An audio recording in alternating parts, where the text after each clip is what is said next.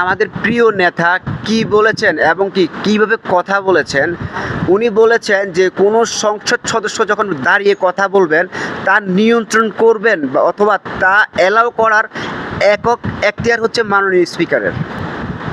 আর সেই জায়গায় আজকে উনি লক্ষ্য করেছেন যে একজন স্বতন্ত্র সংসদ সদস্য তিনি যখন কথা বলেছেন বা কথা বলেন, দুঃখজনকভাবে তাকে অন্য বেঞ্চ থেকে মানে সম্মানিত কিছু সদস্য এমন কিছু অঙ্গভঙ্গি করেছেন যেটা ওনার খুব কষ্ট লেগেছেন বা ওনার কলিজায় আঘাত লেগেছেন। এই কথাটা কিন্তু উনি তুলে ধরেছেন এবং উনি এই কথাটাও লক্ষ্য করেছেন একবার দুইবার নয় 4-5 বার নির্বাচিত হয়ে যারা এই সংসদে এসেছেন তারাও কিন্তু এই কাজটা করেছেন, মানে বাজে ইঙ্গিত করেছেন বা বাজে অঙ্গভঙ্গি করেছেন। উনি কিন্তু তাদের পক্ষ হয়ে উনি কিন্তু এরকম জিনিসটা চায় নাই। উনি প্রথমে একটা কথা বলেছেন যে ভালো কিছু চর্চা হোক এখানে, ভালো কিছু শিক্ষা হোক এখানে, আমরা নিজেরাও শিখবো এবং জাতিকেও যে শিক্ষামূলক জিনিস দিব।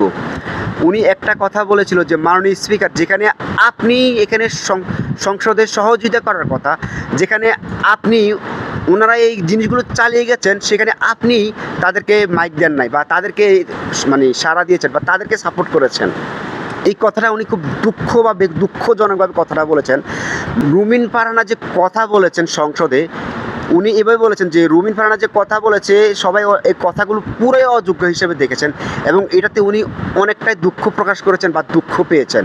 এই কথাটা উনি সবার মাঝে তুলে ধরেছেন। ওনার কথাগুলো যদি আপনার ভালো লাগে তাহলে এই ভিডিওটা শেয়ার করে সবার মাঝে ছড়িয়ে দিবেন, লাইক কমেন্ট শেয়ার করে আপনারাও আমার পাশে থাকবেন। ওকে।